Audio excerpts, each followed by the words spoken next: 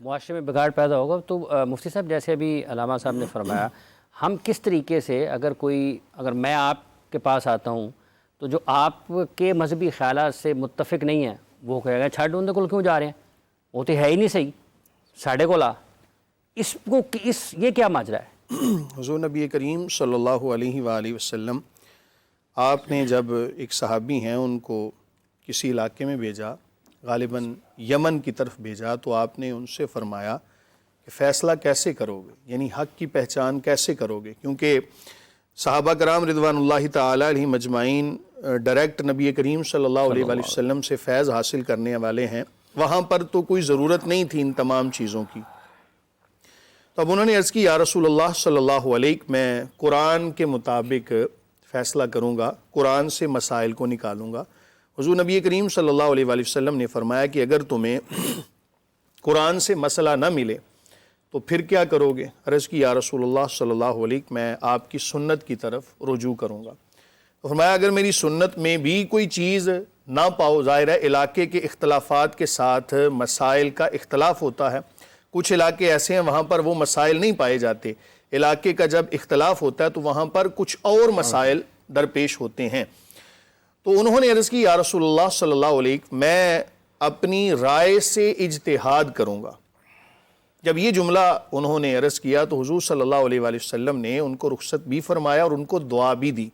یہ حدیث اب اس بات پر دلالت کر رہی ہے کہ اگر تو تمام تر مسائل کا محور منبع قرآن و سنت، اجماع و قیاس ہے تو پھر تو تم راہ حق پر ہو، اور اگر کہیں بھی دنیاوی مفادات کی وجہ سے تم نے مسائل کو تبدیل کر دیا اور اپنی خواہشات کے مطابق زندگیاں گزارنا شروع کر دیں تو پھر تم راہ حق سے ہٹ گئے. اور جہاں تک آپ نے کہا کہ ایک بندہ جو ہے وہ اپنے ظاہر ہے کہ مذہب کے بارے میں کہے گا جی یہی حق ہے، دوسرا مذہب باطل ہے، ضرورت اس امر کی ہے کہ باطل کا لفظ بولا کہاں پہ جاتا ہے؟ جہاں پر قرآن و سنت کی مخالفت ہو رہی ہو اور دنیاوی مفادات درمیان میں ہو، اپنی خواہشات درمیان میں ہو، وہ چیزیں باطل ہیں. اور جہاں پر تمام چیزوں کا محور یہ تمام جنہیں کہا جاتا ہے ادلہ اربع، جن کا محور یہ چیزیں ہوں تو پھر اس کو حق ہی کہا جائے گا. بعض دفعہ ایک فقہی اختلاف ہوتا ہے اور اس کو فقہی اختلاف ہی رہنے دینا چاہیے، اس کو کوئی لڑائی جھگڑے کی طرف نہیں لے کر جانا چاہیے. بعض مسائل ایسے ہوتے ہیں کہ ایک مسلک کے مطابق وہی مسئلہ یعنی اس پر عمل کرنا بہتر ہوتا ہے، دوسرے مسلک کے مطابق دوسرے پر عمل کرنا بہتر ہوتا ہے. وہ کوئی بھی نہیں کہے گا کہ اس پر اگر عمل کر لیا تو وہ باطل ہے. تو ان چیزوں کو سمجھنے کی ضرورت ہے. ہمارے ہاں یہ ہوتا ہے کہ ہم نے ایک معیار بنا لیا ہے علماء کو پرکھنے کا کہ جو بندہ انگلش بولنے والا ہے، جو بندہ عربی فر بولتا ہے، ہم شاید اس کو عالم سمجھتے ہیں. یاد رکھیں کہ اگر یہ معیار بنا لیا جائے تو پھر عرب کے اندر رہنے والا ہر شخص عالم کہلائے گا، کیونکہ وہ بھی عربی بولتے ہیں. اگر فارسی کو آپ محور بنا لیں تو پھر ایران کے اندر رہنے والا ہر بندہ عالم سمجھا جائے گا. اگر آپ انگلش کو معیار بنا لیں تو پھر انگلش بولنے والا ہر بندہ عالم سمجھا جائے گا. ضرورت اس امر کی ہے کہ کس کے بیانات تمہیں اللہ کی طرف لے کر جاتے ہیں اور کس کے بیانات اور کس کو فالو کرنے میں تمہیں دنیا داری کی طرف راغب کرنے والی چیزیں ہیں، ان کو چھوڑنے کا حکم ہے، ان کو اپنانے کا حکم ہے. جن کی باتیں، جن کے کردار، جن کے افعال، جن کی صورت تمہیں اللہ کے قریب کر دے وہ علماء حق ہیں، اور اس کے برعکس معاملہ ہو تو وہ علماء سو کہلائیں گے. اچھا علامہ صاحب، جب ہم عمومی طور پر اپنے معاشرے میں دیکھتے ہیں تو یہاں پر تو کوئی بھی بندہ مطلب اگر وہ قرآن کی تلاوت کرتا ہے، ترجمہ اس کا پڑھتا ہے تو لوگ اس سے مرعوب ہو جاتے ہیں، بڑا چنگا بندہ ہے یار. تو ہمارے ہاں کس طریقے سے ہم کیسے پہچان کریں؟ کیونکہ اگر کوئی کسی کے ساتھ جڑا ہوا ہے، وہ نسل در نسل لوگ پورے کا پورا خاندان کسی ایک مختلف مذہبی خیالات کے حامل ہیں. ہمارے یہاں پر یہ ہے، اس میں آپ کسی کو قید نہیں کر سکتے. مختلف مذہبی سوچیں ہیں، فقہی سوچیں ہیں جو ہمارے اوپر غالب ہیں. تو پھر اس کا مطلب ہے ہم کسی کو یہ تو نہیں کہہ سکتے کہ یہ علماء حق نہیں ہیں. سب کے سب قرآن کی دعوت دے رہے ہیں، قرآن و سنت کی دعوت دے رہے ہیں، آپ کو دین کی طرف بلا رہے ہیں، آپ کو اسلام کی طرف بلا رہے ہیں، آپ کو مسجد کی طرف بلا رہے ہیں، نماز کی دعوت دے رہے ہیں، زکوٰۃ دینے کا کہہ رہے ہیں. محترم صاحب، بات یہ ہے، سب سے پہلی بات ایک یاد رکھیے، پیارے پیغمبر صلی اللہ علیہ وسلم نے ہرقل کو خط لکھا تھا نا، اور اس کے نتیجے میں جو مکالمہ ہوا سیدنا ابو سفیان رضی اللہ عنہ کے ساتھ، اس وقت اگرچہ مسلمان نہیں تھے لیکن جو باتیں کی نبی علیہ السلام کی دعوت کا ایک نقطہ یہ بھی تھا وَاتْرُكُوا مَا يَقُولُ آبَاؤُكُمْ، باپ دادا کی جو پیروی وہ چھوڑ دو. دین ہماری جو ہے وہ باپ دادا والی وراثت نہیں ہے، یہ نبی وراثت کا نام ہے علم کا. سب سے پہلی بات ہے کوئی بندہ بھی یہ ماننے کو تیار تو نہیں ہوگا کہ ہم جو ہے وہ علماء سو میں یا ہم باطل پہ ہیں. کوئی مانے گا؟ کوئی فرقہ کوئی جماعت نہیں مانے گی. اس لیے میں نے اپنی سابقہ گفتگو میں بھی ایک بات عرض کی تھی کہ پہلے تو ہمیں یہ طے کرنا ہو جائے نا کہ حق کیا ہے. حق ہے قرآن و سنت. اگلی بات ہے اس کی تعبیرات، تشریحات. قاری صاحب نے تلاوت کی کہ اللہ تعالیٰ نے آپ صلی اللہ علیہ وسلم کو کتاب دی، برحق کتاب دی ہے، لِتَحْكُمَ بَيْنَ النَّاسِ بِمَا أَرَاكَ اللَّهُ. قرآن کی تشریحات بھی نبوی اصولوں پہ نبوی طریق پہ ہوگی تو وہ معتبر ہوگی. ہمارے ہاں آپ کبھی دیکھیں علماء کو معاشرے میں چیک کیجئے، میرٹ رکھیے اس کو اور مستند ذرائع سے پیارے پیغمبر علیہ السلام کی سیرت، آپ کے افعال اقوال اس کو سامنے رکھیے. آپ کے سامنے آ جائے گا. صاحب باقری صاحب بیٹھے ہیں، میرے لیے قابل احترام ہے. اہل بیت کے اعظام جو ہے رضی اللہ عنہ ورضوا عنہ، آپ ان کی مستند تشریحات سامنے رکھ لیں اور پھر دیگر معاملہ کو سامنے رکھیں، فرق سامنے آ جائے گا. ایک مثال دے سکتا ہوں آپ کو.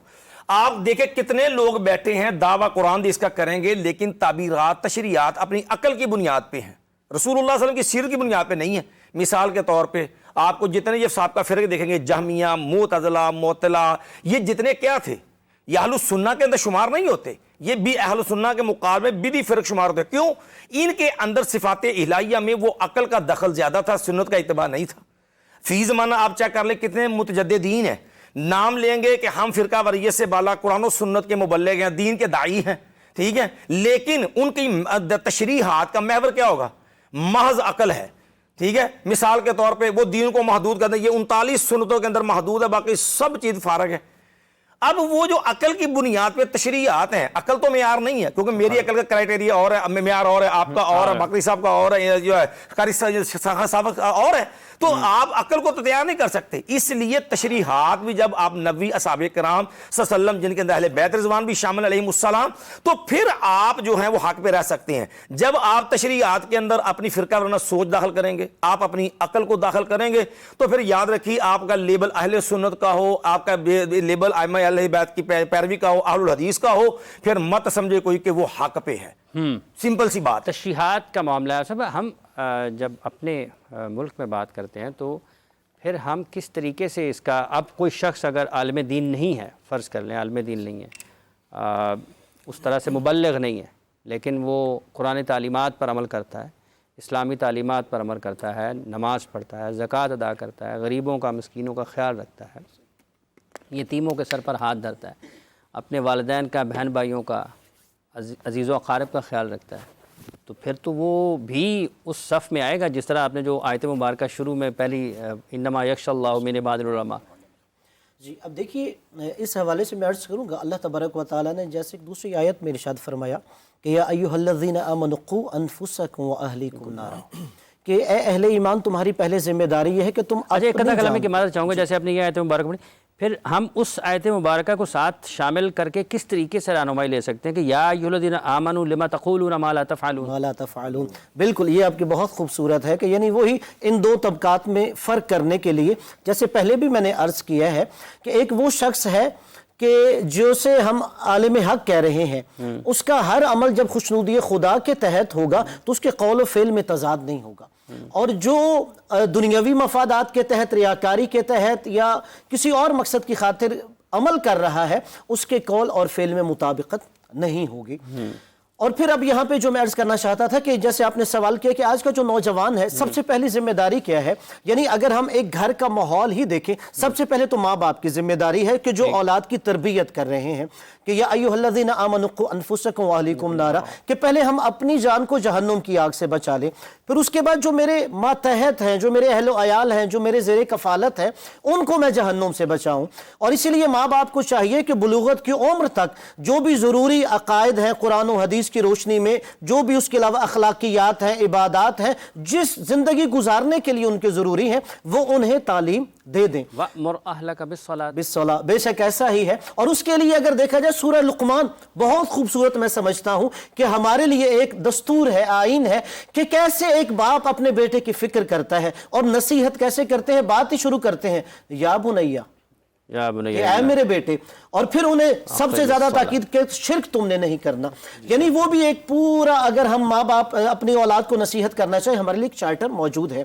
لیکن اصل مسئلہ یہی ہے کہ آج کے جو نوجوان علماء سے دور ہو رہے ہیں، اس کی اہم وجہ جو آپ نے شروع میں کہا بھی صحیح، اگر وہ دیکھتے ہیں کسی ایک عالم کے قول اور فعل میں تضاد ہے تو وہ سارے علماء کو اسی کیٹیگری میں شامل کر دیتے ہیں. ایک تو انہیں یہ فرق رکھنا چاہیے،